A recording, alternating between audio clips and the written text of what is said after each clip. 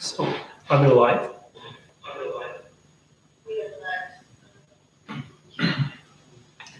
Okay, just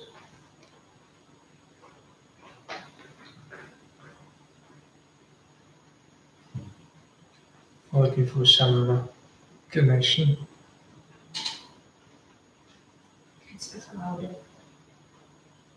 Okay, do you hear us a little bit louder?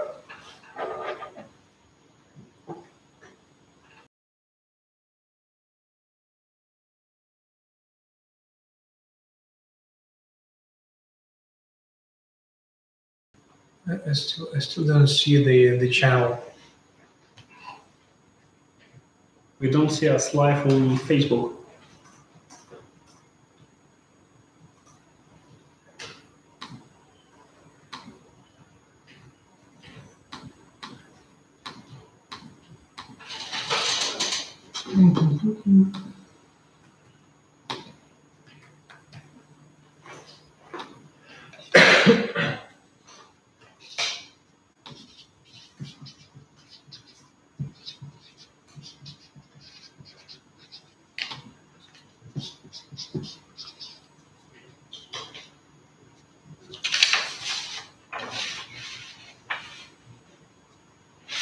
Nothing, just in the north actually.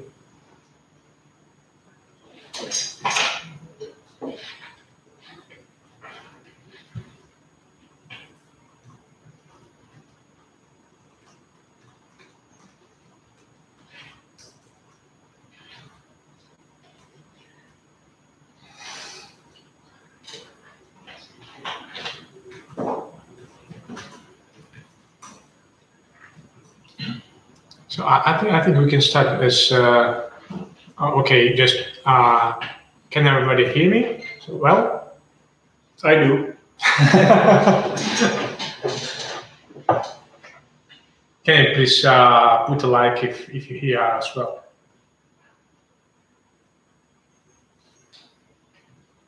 Yeah, especially on Facebook, as we think YouTube is working already.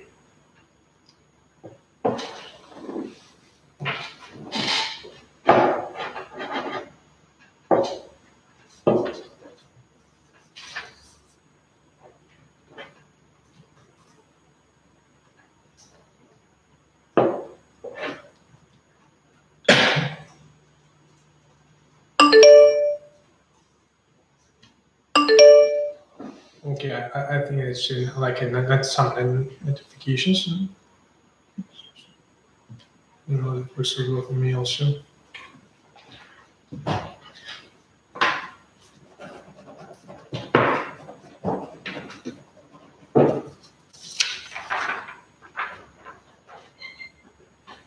Okay, Germany is there. Okay, sounds good. Welcome. Let's see who else is here. Okay.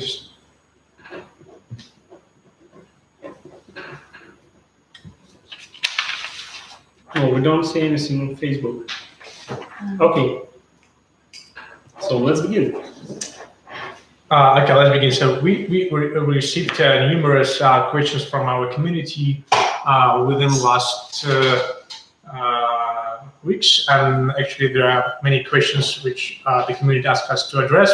We try to answer as many questions as we can, but because we have only 1 hour to speak with the community, we'd like to start with some, I think, most important question, and then we'll try to address the questions which will be raised from the community during our session. So the most frequent question I hear is what's our project is about. I believe it's the problem is that we have very long white papers. It's like 62 pages, and it's difficult to read it in 1 minute.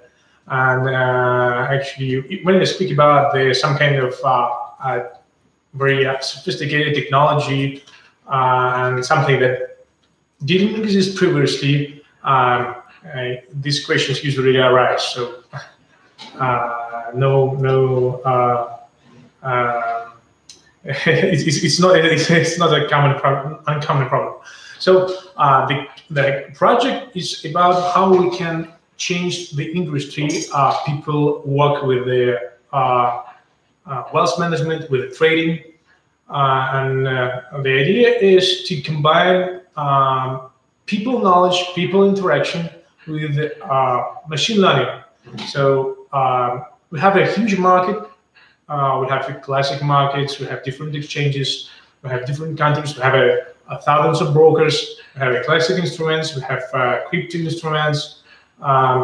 It's important to say that the crypto market is really a tiny drop in the global financial world. It's only 500 billion instead of 300 trillion USD of total assets trading globally in different exchanges. So we are going to participate in the large market, not only in the small part.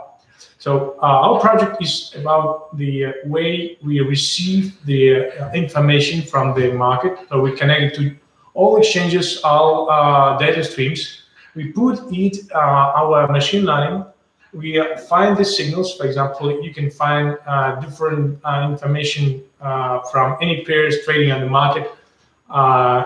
And after we receive all the signals, we do ask some kind of prioritization and provide it to our community.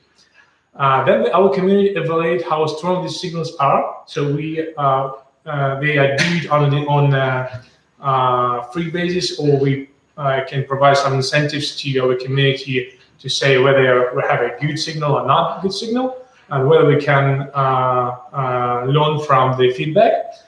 We get the feedback and put it in our AI engine. Then we actually provide more precise information provided to our community. So our community has an option to get a good market signals, which already include the opinion of the community. So then these signals should be available for trading. And the professional traders, daily traders, can use the signals for their trading activities. But these signals can be combined into whole strategies, and these whole strategies can include the automatic work of bots in the system. So you have an option to do this trading automatically. For example, if you just want to place some of your segments into automatic trading, which automatically increase the precision of that in the community knowledge, you can just drag and drop different strategies, which is following from your screen on your mobile or your desktop. Just put in your portfolio and look how your portfolio is growing, and react on some notifications, because market condition is changing and there is no silver bullet solution for that. So you have to look some kind of notification and change your strategy, or add new strategy, cancel all the strategies. So you have the ability to do this, but not only hour-to-hour basis, but on a much relaxed way you do. So you can get this notification maybe several times a week. So you are still in control of everything is done on the platform, but you are not overloaded with information.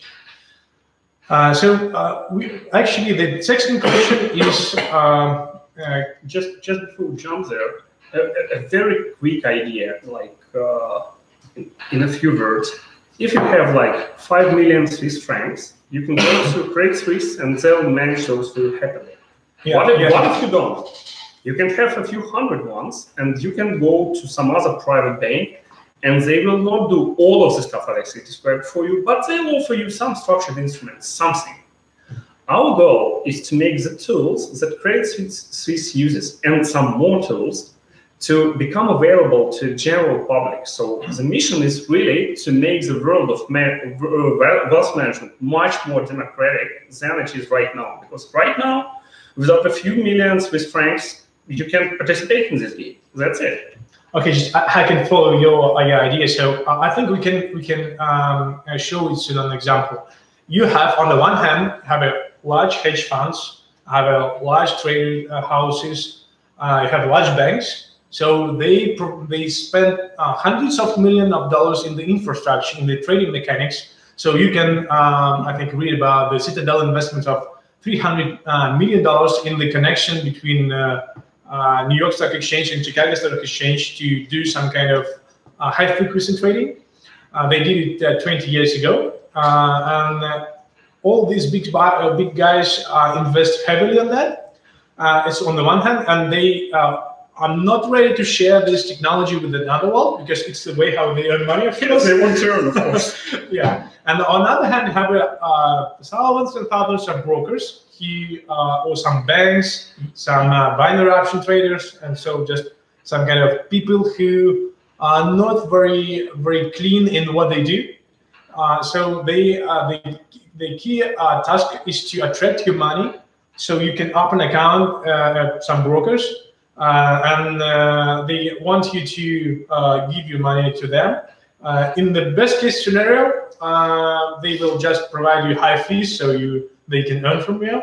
On the worst case scenario, they try not to even route your order to the market, but they want to cook it inside their machine. So all the money they get from you is not your money actually when you put it on the deposit, but their money. So it's a huge problem now. A good example actually is the, I don't know, do you guys know the hedge fund Renaissance Technologies run by Jim Simons? It's probably like, well, it's not probably, it's definitely the best performing hedge fund ever. And Jim Simons constantly ranks as the top earning hedge fund manager, Renaissance Technologies, and then they pretty much close to outside money. But what's interesting is that why they are much better than every other hedge fund or many investment banks is because, first of all, they hire only scientists. So second of all, unlike the siloed system used by hedge funds, other hedge funds and investment banks, they actually hire scientists because scientists are used to share their findings or ideas. So essentially, everyone, instead of like working in small groups and keeping the algorithms proprietary, in Renaissance Technologies, people are free to discuss their algorithms with others. So they have basically like scientists open meetings where they discuss algorithms. People point out what can be improved, and this sort of open system allows them to produce algorithms much better than competition.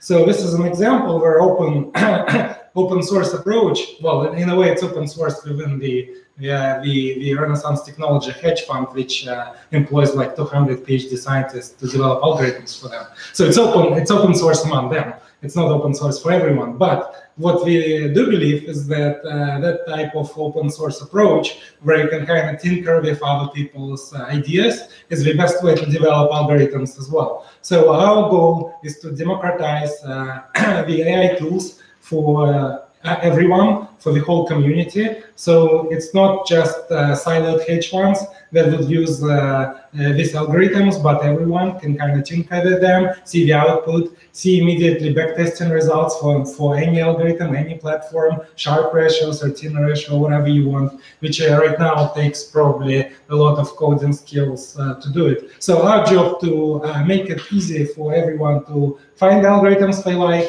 evaluate them, choose to use them or not, and that's our value proposition to you guys.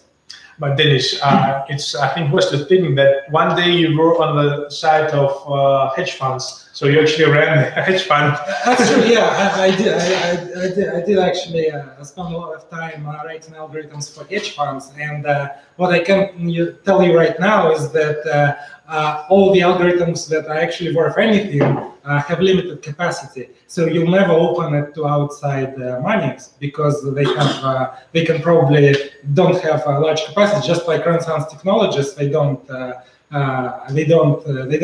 even accept outside money, even though they have like 50% commission for the money that they did have in the fund. So essentially,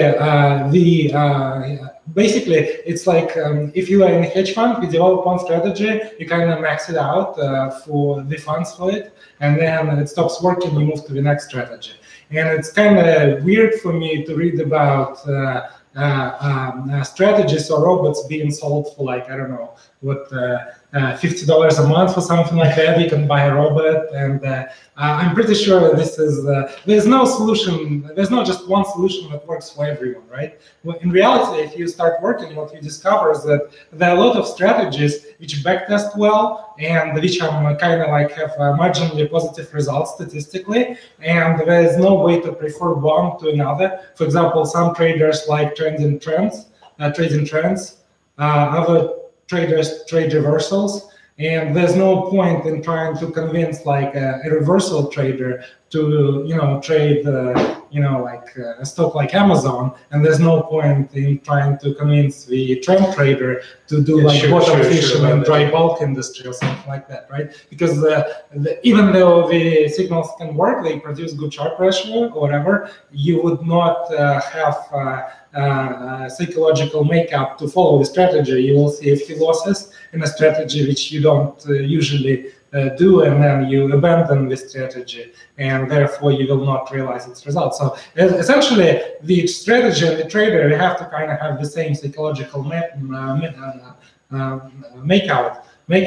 and therefore, what we are trying to do here is to have feedback from the users. For example, on the strategies that they suggest, the user can rank them, and then we analyze his past actions to suggest him the strategies that he will feel comfortable using. So, for example, there could be like two strategies which have both, like, say, 70% hit rate, right? And one is trend following, and another is trend reversal. So if the guy is doing trend reversal, you'll give him a 70%, trend reversal strategy, and vice versa. If the guy is doing, trend following, you give him that strategy. And even if the statistically one is like slightly better than the other, like one is like 72% and the other one is 68, that's like negligible difference in terms of the actual performance in the future, because there's a big error in trying to predict whether the statistics will hold. So there's like no point in choosing one strategy and like hoarding everyone into this one strategy, because first of all, it will break as soon as you'll probably get 100 people, or after that it's like, that's it, the limit is up. And second of all, there's actually no reason to do it, because the strategy like 72% hit rate is not any better than 68%. I mean, essentially in the future, and there's no way to tell them. So the idea that the actual ideal way to trade is to have like a range of strategies, put a little bit money in every one of them, and then stick to the strategies that you would otherwise normally use in your own trading. So that's how that's the best way to do it. Actually, Dennis can speak hours and hours about the the product, but we actually missed one thing. I think we didn't introduce ourselves, so I will start. I'm the founder and CEO of AITrading, so I'm actually a serial entrepreneur, and I started several companies in tech industry, in IT implementation, in IT development. We also developed some infrastructure for traders. We currently run also some development team for IT infrastructure integrations. The companies I found more than 10 years are still working with the employees growing. And actually, you can check the website like Minecore. So it's a large integrator, and we passed the mark of 10 years this year, and the guys are really performing well. And we came up with a project with the people around me several years ago. We had ideas more than 5 years ago, I think, but it came up that we had good timing for that in terms of technology and in terms of talents last year. So that's how we started developing our platform. And the Dennis is our chief scientist and strategist. Can you just introduce yourself? Your long background from your Princeton, from your AI experience as a trader, as a portfolio manager, as a consultant. So, yeah. So well, it's a long story. I'll try to make it short. sure. Yeah. So basically, I'm a physicist. I don't know, participated in all those international physics Olympiads and won a couple. But anyway, so then I studied at University of Chicago, Cambridge University, Princeton University. And when I was doing my physics thesis at Princeton, I actually started learning how neural system works. Because at that point, many physicists were kind of disappointed with physics problems. No one wanted to be the guy who calculated for the correction for capacity of like C60 molecule or whatever. So all the major questions have been solved. Well, except some like cosmology stuff and like string theory, etc., which is interesting, but kind of challenging to make progress there as well. So anyway, so many physicists have turned to biology because it was about time that we could quantify a lot of neural processes. We could, for example, measure neural spikes, see how the brain communicates. So I started studying how the signals travel from the eye to the brain. So that actually kind of fascinated me that we think that we see the whole world, but in the end, the brain actually receives binary input, which has nothing to do, which says nothing about like the objects in the world, and then somehow the brain interprets it. So that made me interested in trying to decode this neural code, and I started looking for instruments to decode the neural code, and that was like early 2000 something. And at that time, I discovered machine learning algorithms, and at the time, the the popular method was support vector machines. So anyway, so I figured out that the best way to decode neural code is actually to apply machine learning techniques. That was like way before machine learning was sexy. And it took me a while to figure out what kind of algorithms apply to which problems.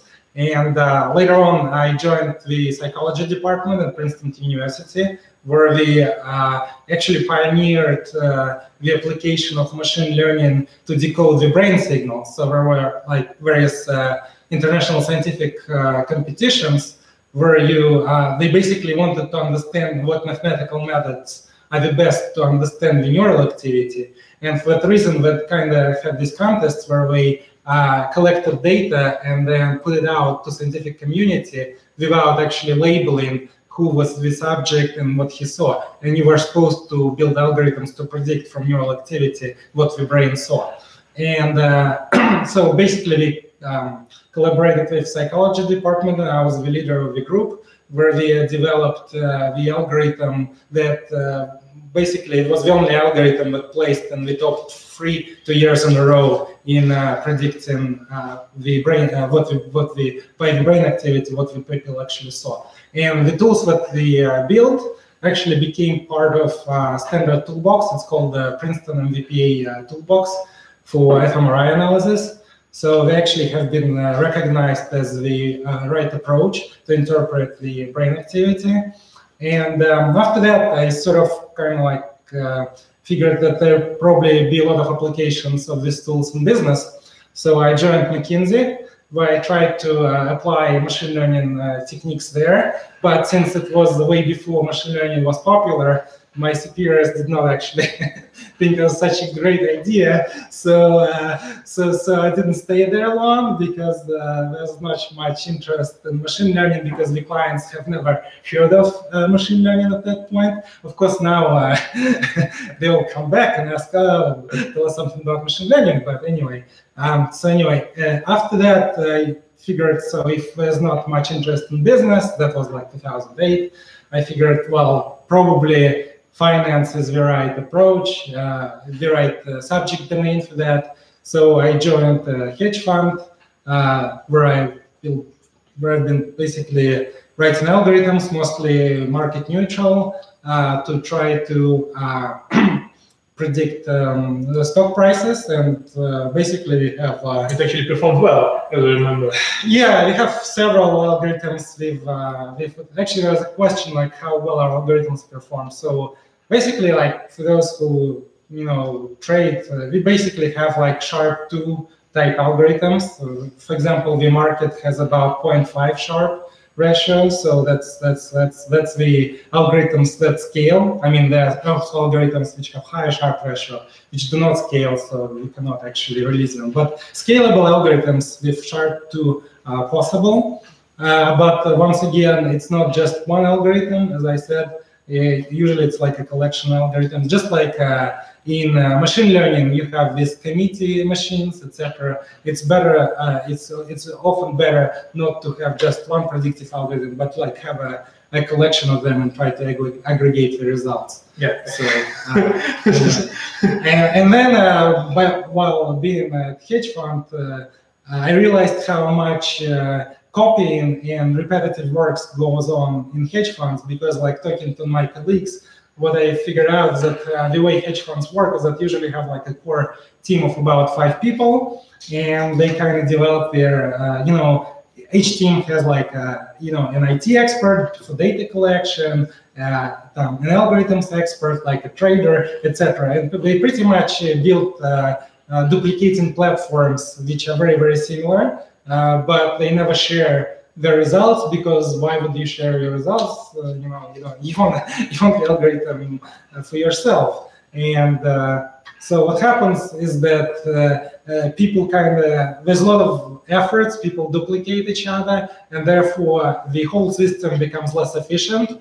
So when I learned about Renaissance technologies and the kind of open source science type approach there, I figured that's the way to go, and I'm hoping that's where the community will turn now. For example, that we will have in the same way how people can test each other's code in the open source community. We can kind of test each other's algorithms, see the results, and kind of learn from each other and improve. So that's where I hope we'll go. So thank you, Denis. It was actually a long introduction. And Alex is actually our CFO.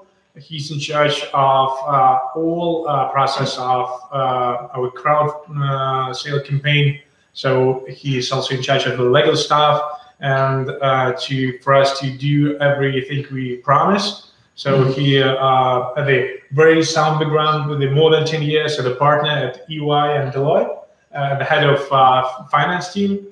So just, Alex, maybe you will say something about yourself. Hi, I'm Alex Baranov, work as CFO for AITrading. I've spent like 10 years with Deloitte and EY as a partner, head of financial advisory team. Then around 4 years working as CFO in multinational companies. Actually, 2 things I bring to the project. First, of course, is my years of experience of finance advisory, which is important. But second is, as a CFO, my person is to make order where the chaos is. And if you ever seen any startup, then of course you've seen lots of chaos. So my role is to make sure everything is in place. Legal entity is there and operating, bank accounts are open, bank budgets are created and then followed, so money are not burned, but rather spent the way they should be spent. So all the stuff is going correctly the way it should be, and all the licenses are obtained when they need to be obtained. So that's my role. That's why I contribute to this project. Thank you, Alex. And we have a question from the community that can you just say about our legal structure, just why we are different from other projects on the market? Because we already know that there is a very gray area now, and we actually made a very good job for being as clean as white as we can. So we want to show everybody that we are ready to meet the promise we give to community. So can you say some words what we did by that moment for that? Yeah, I try to be short because, of course, I do have an intention to talk about that for another. Just for people to understand what we did. So it was a great job. Sure. Just to be brief, when I was challenged with the idea to structure this whole thing properly, I was basing this probably on two key things, which are transparency and responsibility. So one thing I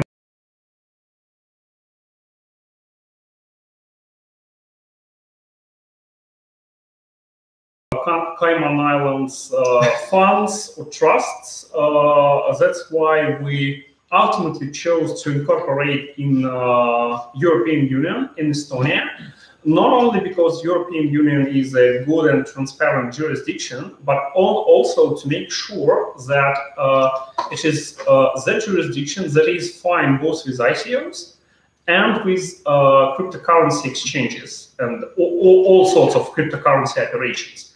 Because quite a few countries passed laws by now which clearly accept that. Many countries still treat that as gray area, and we didn't want to go that route because today it's gray, tomorrow it can become black, and the whole project is then in trouble. So that's why Estonia, that's why I incorporated there. We have a proper board of directors in our company, and not because we want to shift it somehow in time, but just because we lack time now, we need to be focused on other stuff. But we'll introduce 2 independent directors to our board to make sure we are not only accountable through our general reporting to all of you, but our directors will monitor.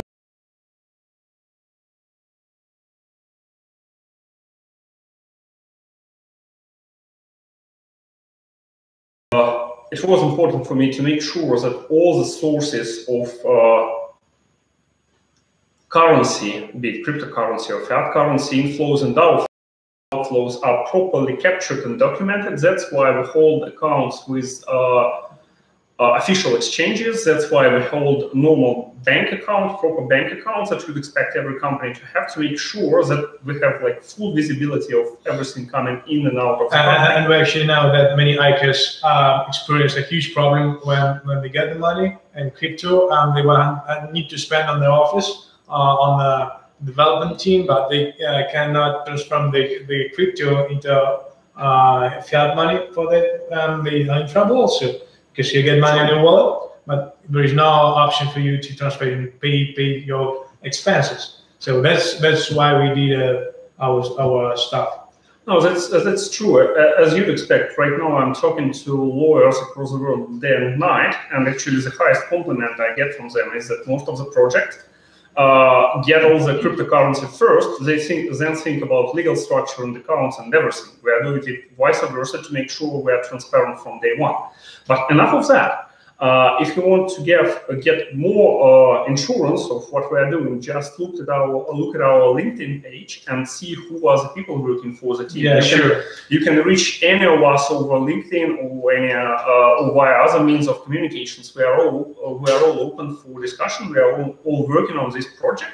So the team has pretty high visibility as well to attack this from a completely different angle. So we are not hiding the team. We are not saying like, hey, there are 5 crazy scientists and that's it. No, we are, I don't know how many, 30 something people, 40, I think, yeah, over 40 by now. So we're a huge team working to make our dream come true. Yeah, absolutely. So, and we will, I think, shortly publish our photos with the whole team from our office, I believe. Yeah. Okay, so thank you, Alex. And we have a question from the community about our AI, that whether our AI just search button or do something more. So I can address, and Dennis can address this topic. I would say that not only the social buttons, but AI will try to search for button, help to backtest, for example, the pattern of this button. We will use our engine to backtest your portfolio. For example, if you have stocks on your brokerage account or my other instruments, for example, 20 of them, we can backtest them immediately and tell you whether you have a low, medium, or high risk portfolio, whether you have to change it. We will try to provide you with some ideas how you can optimize it to lower the risk or increase your returns. If you obtain the ready-to-use strategy, We can also provide the risk assessment for that before it reaches the marketplace to understand whether it's good to be provided to some investors or not. So, Dennis, can you add maybe some maybe on that? Maybe it'll be useful if I have a few concrete examples. Yeah, sure, absolutely. Our platform. So, for example, like how a typical trader trades now, right? So, suppose you want to trade like crypto pairs, and you want to trade like 20 or 30 most liquid pairs of cryptocurrencies, and suppose you like to trade. Let's say you are looking for a head and shoulders pattern and then you want to trade it. So your question would be is like right now, this moment, on what instruments do I see such like patterns like head and shoulder, or like double bottom or top, or some resistance or support levels, or trend breaking, for example. You want to find out on what time scales. So basically right now, a lot of traders spend a lot of time kind of looking at the charts on different time scales, like 5-minute, 1-hour bars, daily bars, see if the 5-minute pattern is confirmed on 1-hour bar pattern, etc. Then see if you're really spending hours and hours looking at the screen. It actually takes a lot of time before you go through all the charts and then find at least one of the charts which you will find more convincing than others, right? Because in most of the charts you don't actually see like immediate trading signal, because otherwise, trading would be easy. It's very rarely where you actually see like a clear signal and more or less on what to do. So instead of like for a trader, like going from instrument to instrument, changing time frames, searching for signals, you actually can have outsource this. Our system will look for all the pairs, detect the pattern on multiple time scales, choose the time scale where it's the most vivid, the pattern, and when you hit, say, the right shoulder of this head and shoulders pattern, that's when the signal is presented to you as a trader. At that point, you can decide what to do, like to participate in the trade or not. So essentially, instead of the trader looking for pattern, our AI system does that. And that's actually not a trivial thing to do, because the pattern can be stretched. It's basically like an image recognition task that takes a little bit of finance to get the algorithm working and to recognize the actual figure on multiple time scales and multiple instruments. So after that, let's say you detect it now and you decide what you want to do. And a trader has to decide, or has to size his position, like how much of his funds he wants to devote to this trade. So right now, you kind of have to do it yourself, and we'll actually help you through risk management tools to size the position. So once you get into position and you get help on sizing, you have to decide how you want to trade this position, right? So you may want to look up for backtesting results for this pattern on this instrument, which of course our system provides as a bonus instantaneously, because, well, it's much easier to backtest than to discover the pattern in the first place. So then you want to know when to exit the position, right? And right now, the trader either have to like put a stop loss, etc., or he has to program a more complicated like moving average exit, etc. But what we do, of course, is that based on the sizing and risk tolerance that we kind of estimated by looking at the funds available, we can actually suggest the exit points for you as well, and more complicated exit strategy than simple stop loss, which often doesn't work because the brokers use stop losses to kind of get people out of positions. I don't know if people use that. You often kind of like the trade goes against you, and then you close by the stop loss, and then turns out that was a fake stop loss, and it actually was the right call in the first place, but you were closed and didn't participate in the trade. So I mean, that's definitely what happens a lot, and we want to avoid it. So that's just one example of what we do. Okay, thank you. Denise, of course, being in the core of this development, he sees all the complexity. But like for me, as an average user, and then one of the first users of the system, of course, it's much more simple. Of course, the backbone of the whole thing is AI. pattern recognition, but then what it does for me, it generates trading ideas. So that's the first thing that AI does. And when I log into the system, I see a list of possible trading ideas that are valid right now. Now, when I choose any of those ideas, there's another thing AI does. It generates for me a list of strategies with different possible levels of risk and outcomes. And I can select whichever one I think is more appropriate for me right now. So for me, it gets down to two buttons. Select trading idea, select a strategy, execute. But of course, a lot of things that Denis described are happening in the background to make sure this ultimately generates profit for me.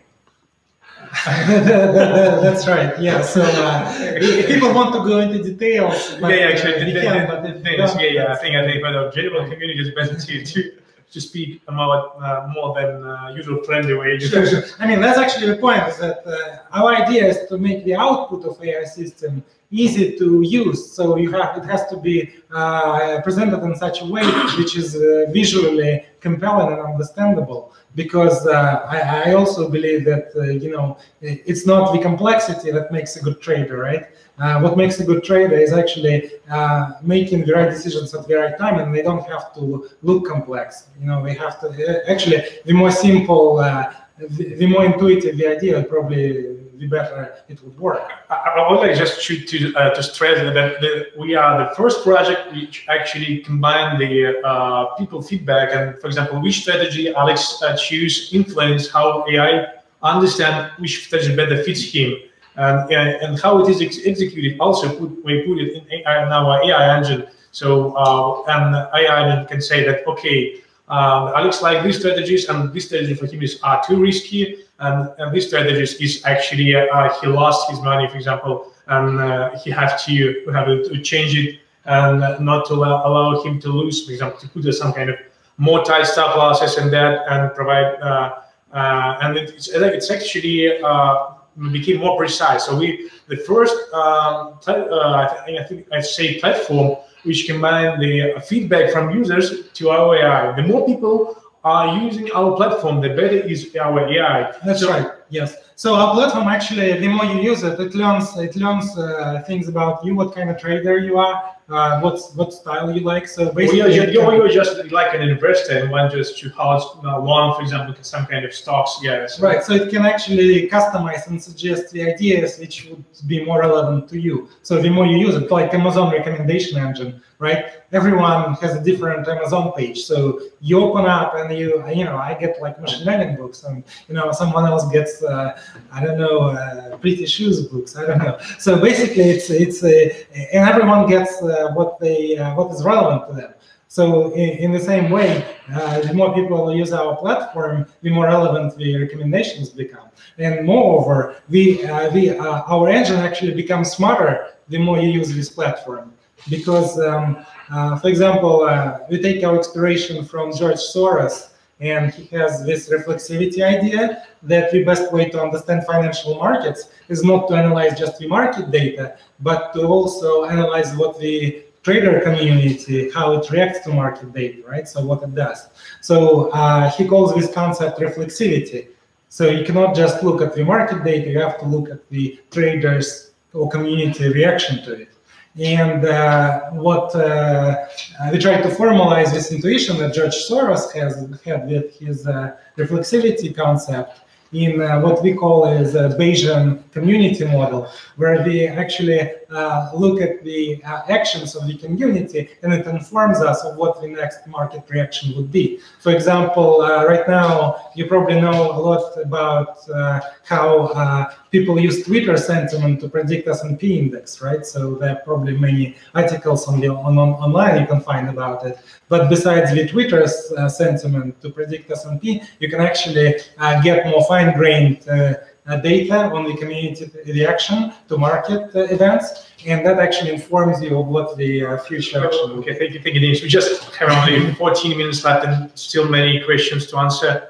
And I have the question from the community. So how our platform will generate revenue? I think Alex made a huge plan model for that, so you can. Yeah, so you guys learn finance personals here started asking financial questions, right? Okay, so basically for revenue, we have three key sources. First source is the whole thing is fundamentally subscription-based. And the tokens that you will use for subscription, they will be burned. And so the whole business plan is that the whole or the larger portion of tokens issued during the ICO will be burned within 5 to 7 years. So that's one part. Second part, already, even before we launched our crowdfunding campaign, funds started to come to us to ask if they can use our technology. So we are already in discussions with 2 funds who want to start using the technology as soon as the first beta becomes available. So that's what I would broadly call a B2B channel is our second source of revenue. And finally, the third source of revenue is that we're going to implement AI trading marketplace, which we haven't spoken much about today. Yeah, we need. And we'll need to cover that here in more detail, but in a nutshell, people or organizations will be able to offer their services, be it copy trading, be it portfolio management, their signals or their vision on trading ideas or trading strategies. They can offer it on our platform to our users for a fee, and of course we're going to charge some percentage of the fees our partners are going to receive for this trading marketplace. But I think you have to address that everything which is done within a B2B marketplace can be done only through tokens contracts. Correct. So as you mentioned that we are burning tokens, but the people have to, in any case, buy tokens to, for example, if I then made a strategy, for example, and I would like to sell you some kind of the strategy. This strategy is already backtested with our AI algorithm, but I put some kind of know-how from myself as a professional trader and selling it to you in the marketplace, and you want just to use this for your purposes. The only way how you can pay for me is in tokens, and you can address why, because it's a very tricky question in terms of regulation that there is. It's a pretty tricky point, because actually for some services like copy trading, like signaling, you can only receive this service from someone who holds appropriate license in your jurisdiction. So to make sure we can have a tight control over that, we are only using tokens for these payments within the AI trading marketplace. Therefore, we can make sure that we check all the appropriate licensing information, check the jurisdictions, and make sure that the services that are available to every user are only those services that are licensed in the jurisdictions where he or she is located. Yeah, so I think it's important to cover the blockchain idea in this case. So why the blockchain is useful for our project and why it was. So actually, our project could not happen maybe 5 years ago before the blockchain was so widely used. Because, for example, if you're working with the different jurisdictions, have to have different licenses because nobody trusts that your platform will not trade, for example, different legal stuff and trade against its users. So you have to obtain licenses in each jurisdiction and convince brokers that you are not going to cheat your customers. But if you have a blockchain, which and the key nodes, for example, provided to key players like regulators, like stock exchanges. In this case, it's much easier for you to have to work in the regulatory framework, because you have a, for example, you have a node for your blockchain that is secure from kind of Deloitte. And after that, you can use the blockchain in different jurisdictions. So you can roll out your platform in different jurisdictions in a much more savvy way. I can save, I think, millions or even dozens of millions and years in terms of time for obtaining the proper license and the convince the regulator that they're not going to change to cheat the community. So it's also important to say. And you mentioned that they think about that we need actually a token for many things in our case, and we need a token for the marketplace in the first way. We need actually the token to work with their different third-party providers to be sure that they provide the real service within our contract, with a smart contract, so the smart contract is executed. And actually, we convene that every party is within the deal they coming. So it's actually, I think the project could not be in this stuff in this I think way be started 5 years ago even, and it's one of the main I think opportunity I have to catch now. So we have a question about the MVP. Are we going to release it? Yes, we're going to release. We very soon want to release the part of our UX interface to better understand how the product will work and how you will feel working with the product. We have already large code in our machine learning engine, but it's quite complicated, and we're going to release it, I think, in July. Some part of our functionality. And we have a very clear roadmap when we are going to release some part of our functionality to working with. We actually rely on our partners with some brokers, which we already contract in our product and project, or we're going to work in the nearest future. So I don't know, many things depends on the integration with them, and I hope so that as soon as we integrate with them, we'll provide more and more services each month. And I also have a question so about the software hard cap of the product. So if we, for example, if we reach the hard cap, we actually are ready to deliver the full functioning platform from which you can make direct trades with any asset all over the world using our partner brokers or partner crypto exchanges if you want. And what is important, really, because many of you think of us probably as guys working with crypto. No, we're not only about crypto. And when Alexei says any commodity, anything, trade anything, we will be working on equity markets, on foreign exchange markets, on commodity markets, on crypto markets. So yeah, actually, that's the commitment that we have. Sure. And actually, the working with the classic markets are much more expensive way, and it's much more complicated. But if you look at, as I remember, at the charts of the market size, it's actually 1,000 bigger. The classic market 1,000 bigger times bigger than the crypto market. So actually, it's uncomparable things. And it's why it's important that we started working with the classic markets, and we are continuing working with the classic markets. We're adding the crypto opportunity to that, but it's not only about the crypto. And talking about the hard cap and soft cap, if you look at the soft cap, for example, in any case we reach only the soft cap, but we are unable to reach the hard cap. But I think it's quite unlikely situation.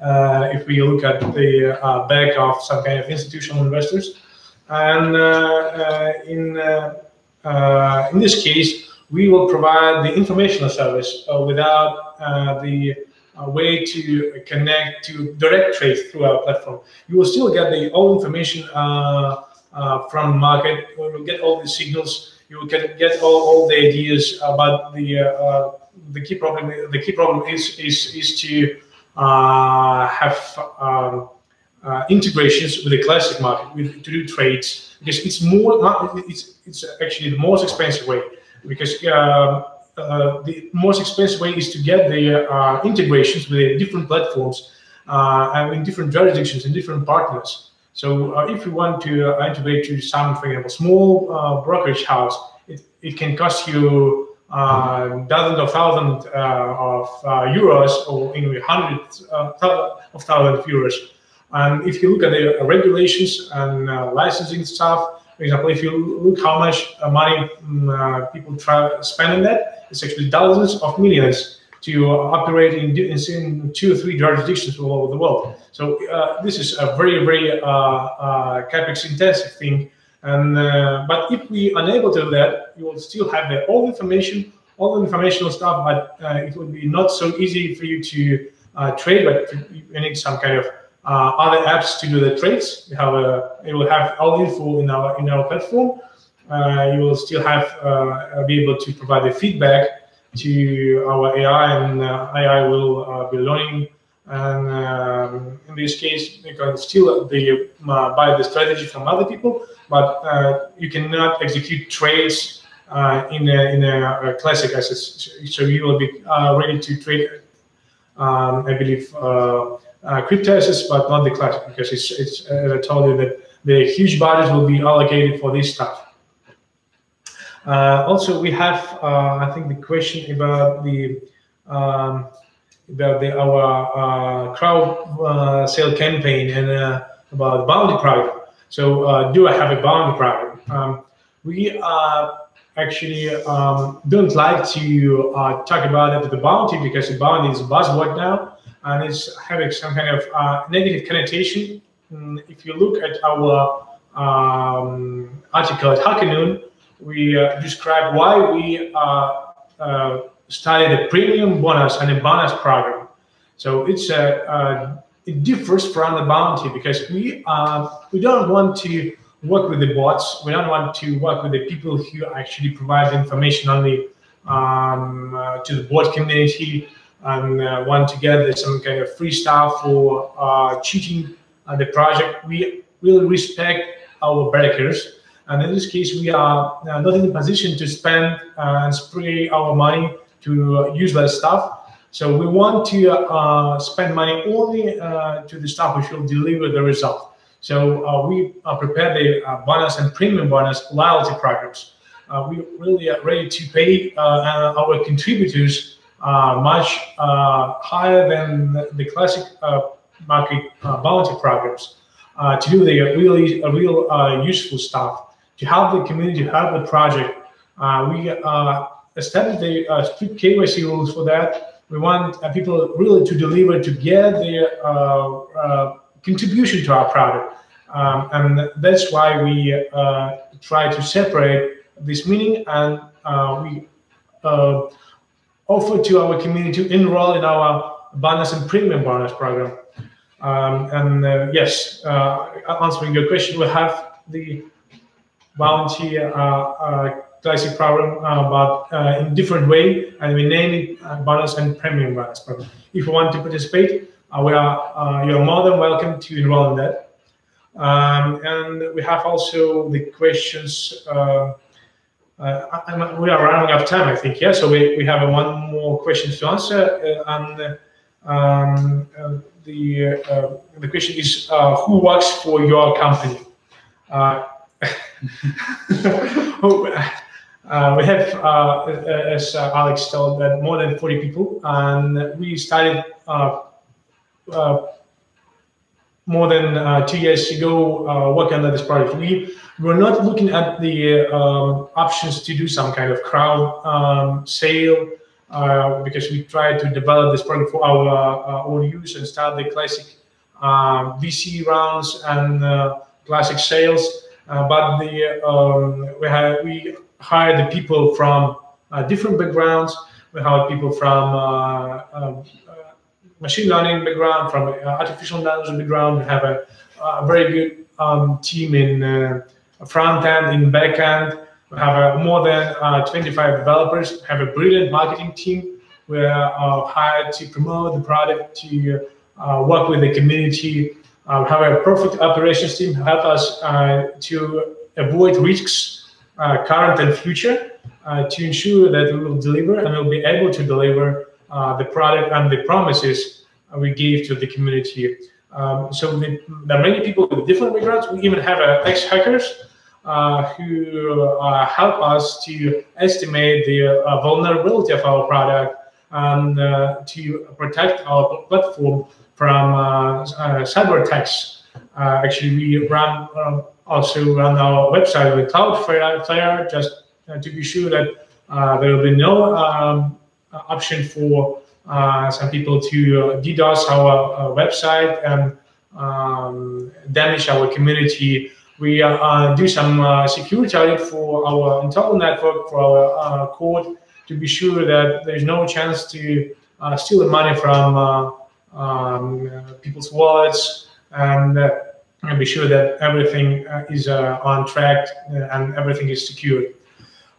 It's about more about our team, and I think that it's also important to mention that when we started the product, project, and we actually looked at the opportunities, how we can grow.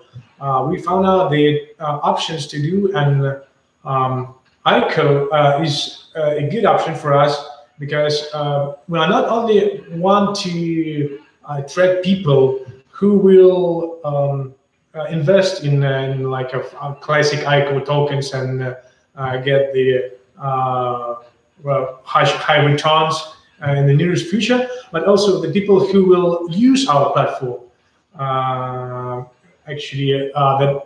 People who will be our customers. And it's a unique situation when you have an opportunity to do this all marketing campaign and obtain not only financial interest from your backers, but also the user interest from your backers to keep the users who can develop your platform, who will use it in the future, who will get the benefit of using this platform for their own needs. So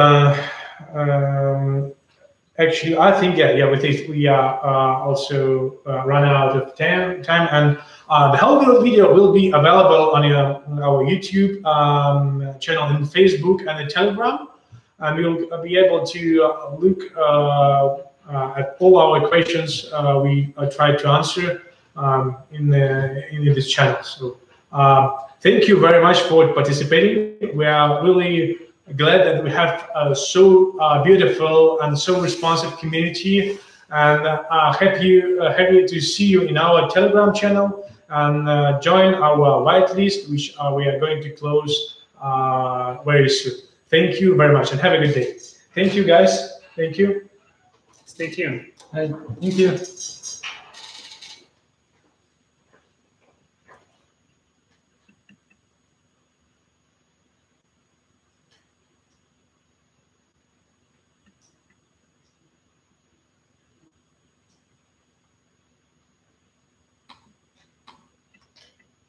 YouTube.